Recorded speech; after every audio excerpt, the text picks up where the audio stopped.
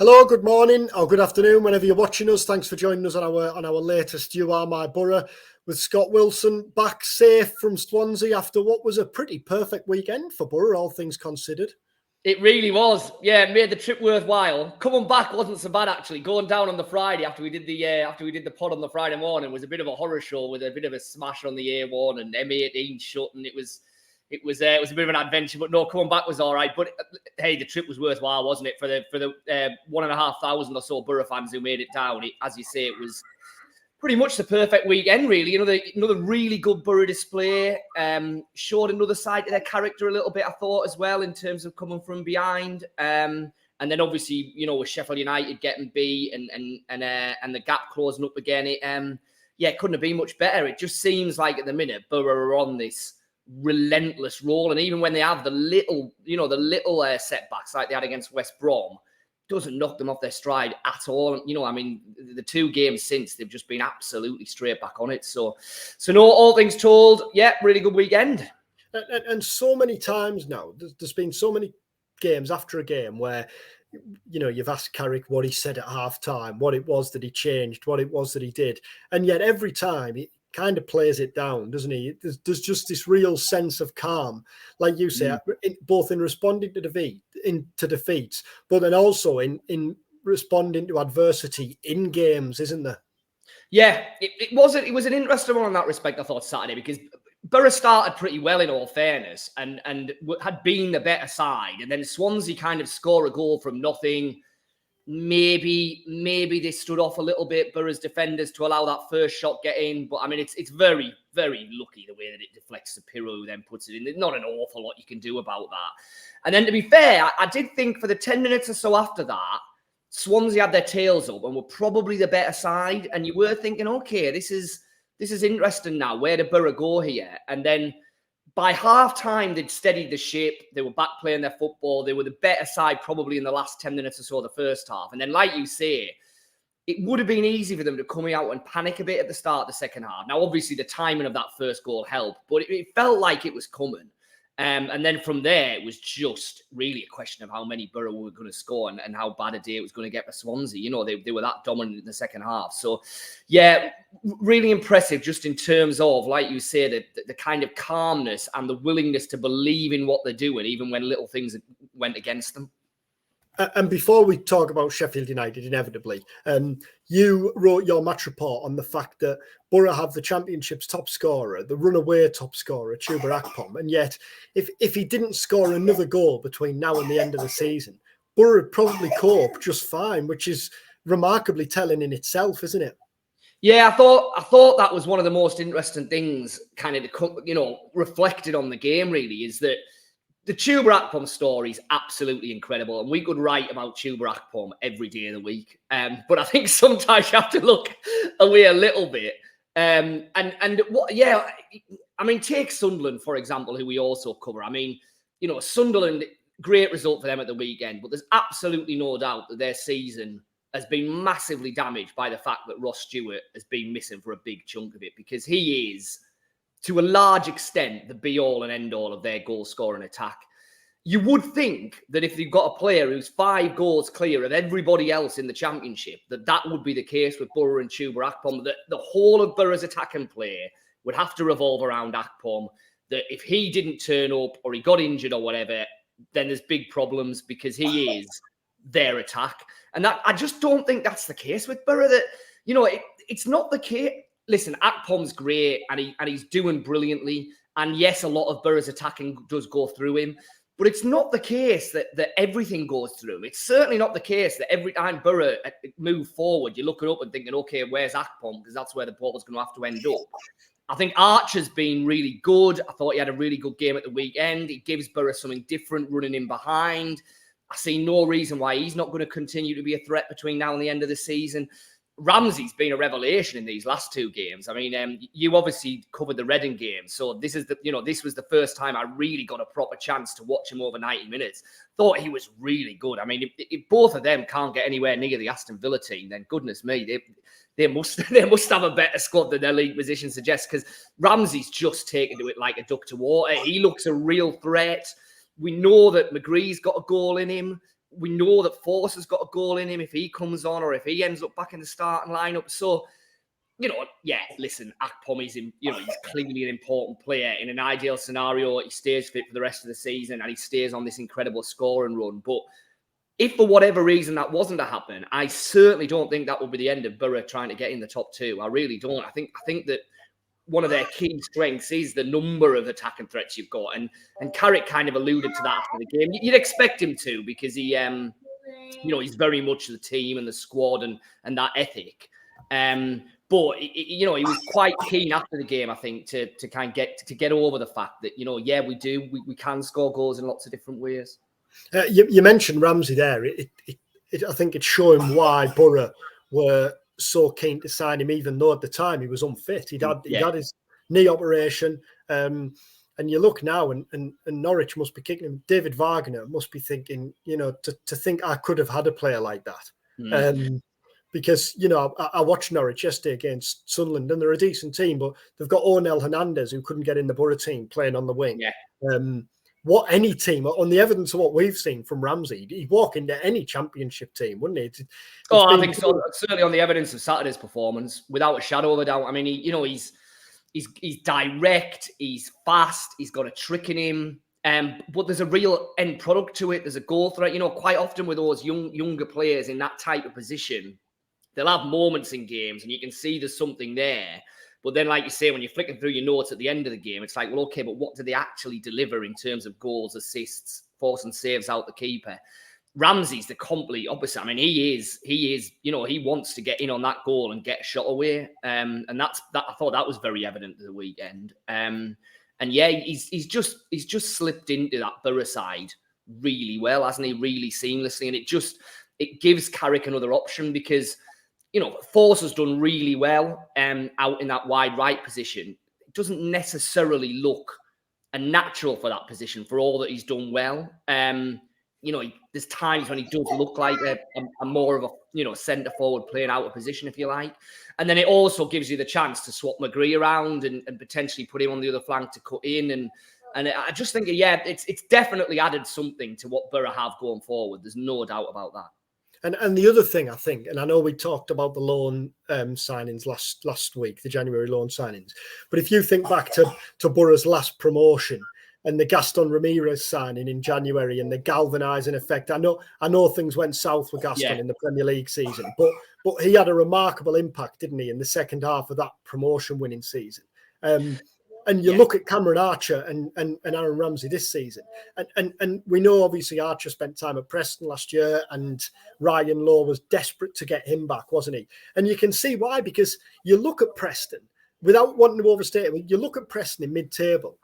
Had they been able to sign a player like Archer, he could have helped them gone on a run, and they could have snuck in through the back door, like you see in like a Coventry are threatening to do now.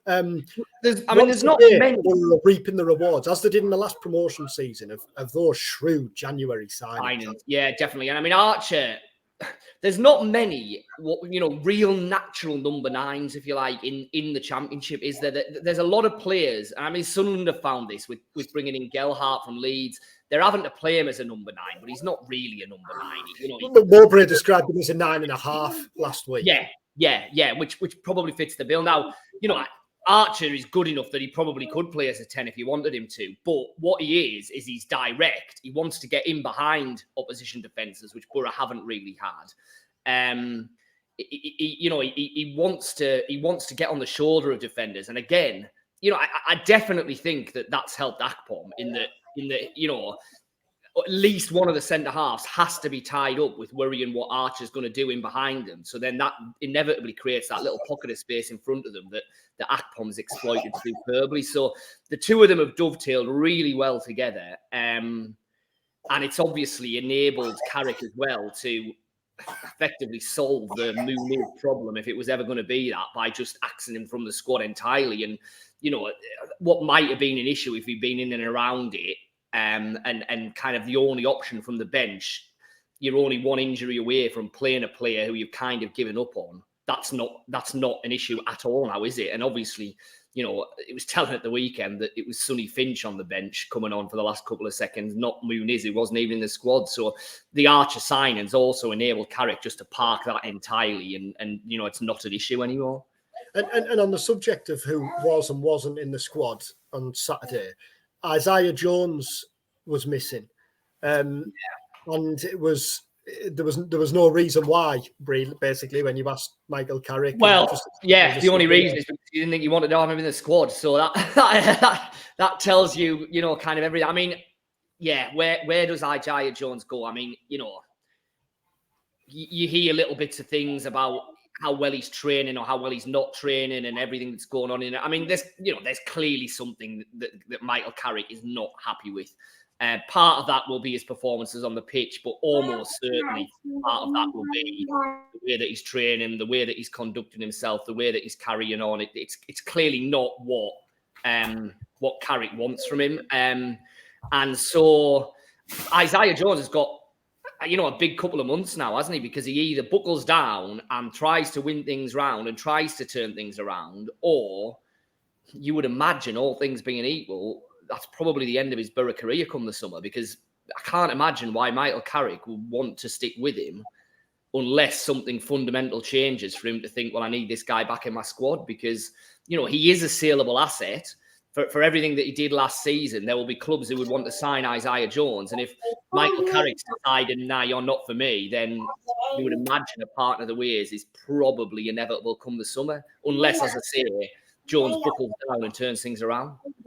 And as quickly as Isaiah Jones was thrust into the spotlight in the Boro team, he seems to have disappeared from it again, doesn't he? When you consider his rise and where he came from, his non-league background. But as you say, it is a big couple of months for him, and this seems like such an opportunity because he's playing for a head coach who likes the game to be played in the way that you'd imagine Isaiah Jones would enjoy playing, dynamic, fast, on the front foot.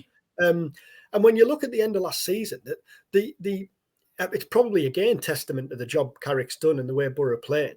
The one criticism of Boro when things were going well under Chris Wilder were the fact that they were maybe over-reliant on Isaiah Jones.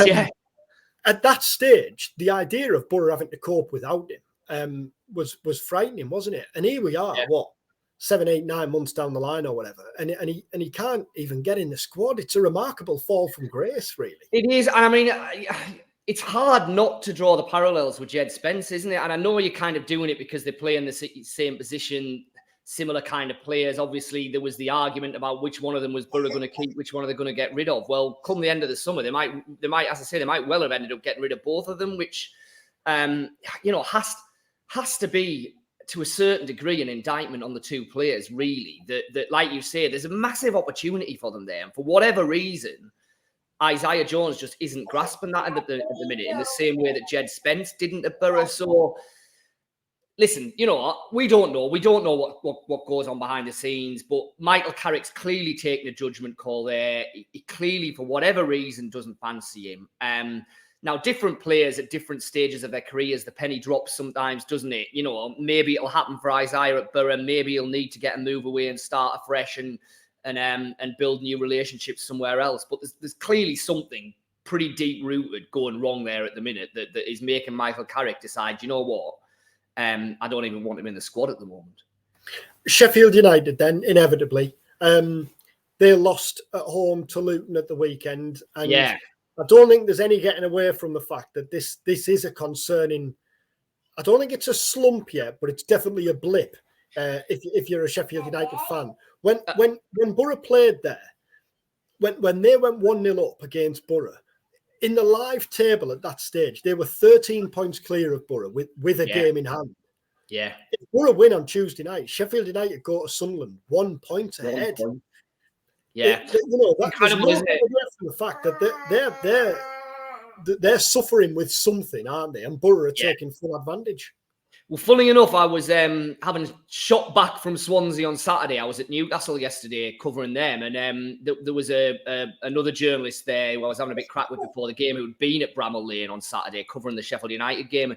And he said, A, Sheffield United were really poor and deserved to lose that game, and B, just the nervousness and the jitteriness that was apparent right around Bramall Lane all afternoon. Kind of fans checking their phones with what was happening with Boro, and just a sense of real nervousness within that stadium. And you get that impression, don't you, that like you say, you know, it's a massive wobble that they're having. There's no getting away from that. And you know, with every win that Boro get on the board and every point they chip away off that table, the pressure just goes up that bit more.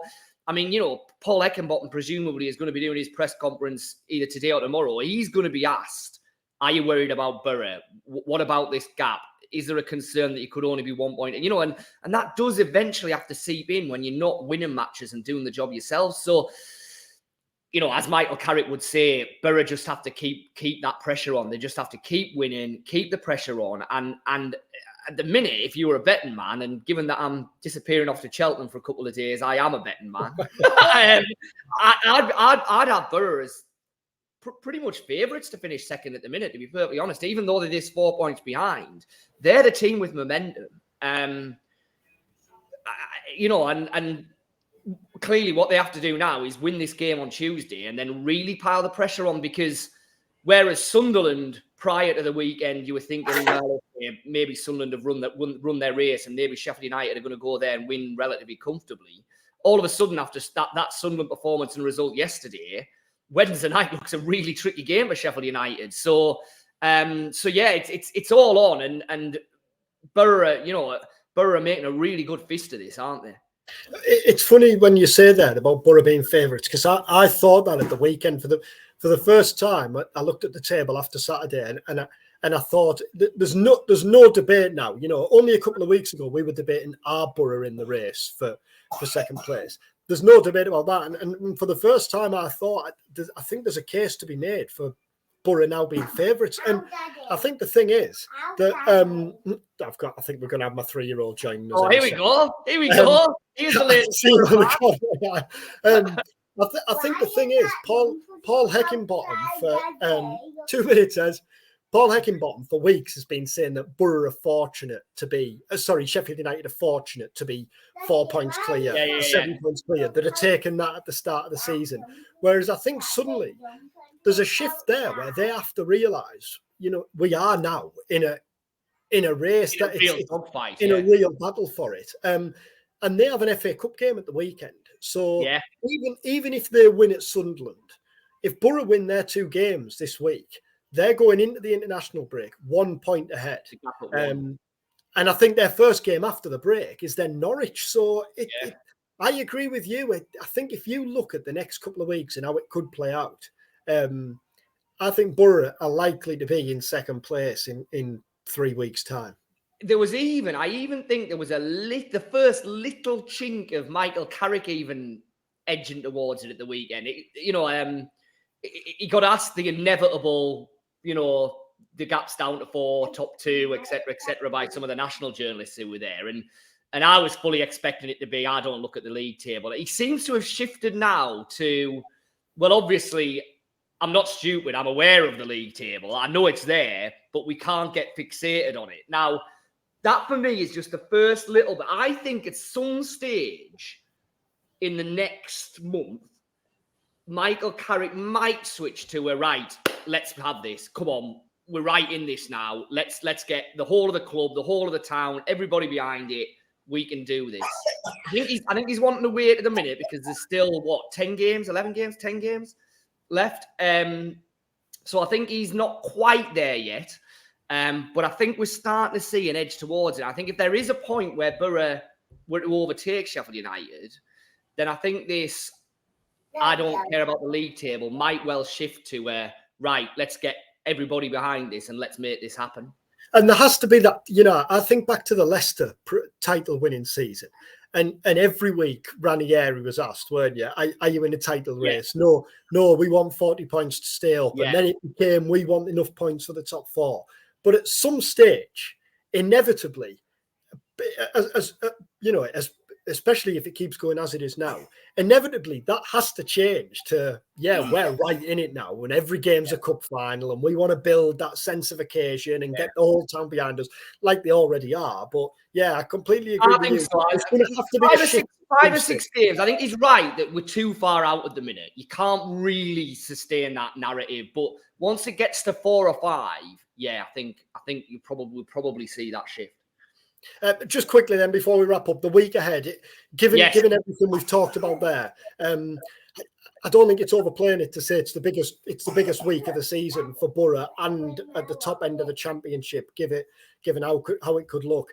And on paper, given the way Boro are playing at home, 7 wins in a row, you would fancy Boro, but Stoke showed at Sunderland only recently and then beat Blackburn on Friday night. They're the team on paper and they can be dangerous, can't they?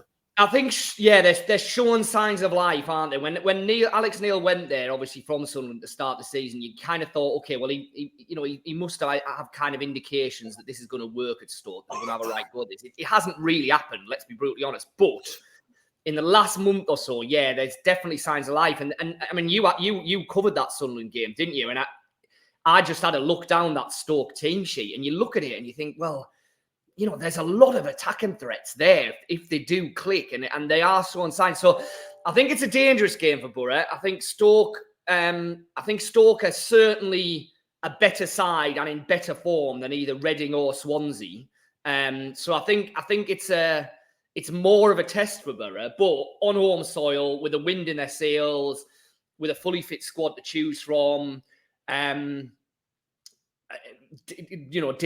aside, who's obviously got an illness issue, he may or may not be back. But all things being equal, that side, they should have their full strength side out. So you've got to fancy them. You've got to fancy them. But I do think Stoke are more of a test than they've faced in either of the last couple of matches.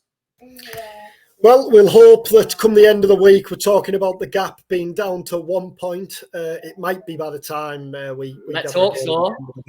But if not, Boro have the chance to do that on Saturday, given that Sheffield United are in FA Cup action. You're off to Cheltenham. Best of luck there. I am. I might need my raincoat, I think, but we'll see if we can. I'm going the first 2 days, me and my brother. So, we'll see what happens. Day 1 banker, Gaillard de Menil in the national hunt chase. But it's odds against, but it's short price. But that's the banker for day 1, Gaillard de Menil. We'll clip that up and put it out on social now, and then if it doesn't win, we'll just make it quietly disappear. Exactly. Yeah. Get that and then roll it on all onto Tuba, first goal on the night. Yeah, on the night. Followed by a Sunderland win at the Stadium of Light. Exactly, yeah. Brilliant. Well, thanks very much for watching again. Please remember to subscribe. And as we say every week, do send us any questions or issues you want us to discuss. And we'll be back at the end of the week, hopefully discussing another win. I hope that Litland's cough gets better, by the way. I know, well, he's got it off me, so I can't. You can't complain then, can you?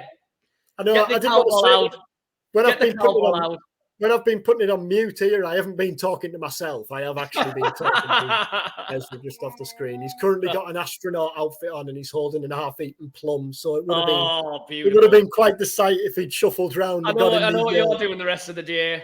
The fun and games. Brilliant. Well, thanks again. Thanks for watching. And we'll be back at the end of the week, hopefully reflecting on a Boro win and a Sunderland win. Yes, and enjoy the stadium. And well, you're doing both, so enjoy the Riverside and the Stadium of Light this week, Dom. And see everyone on Friday.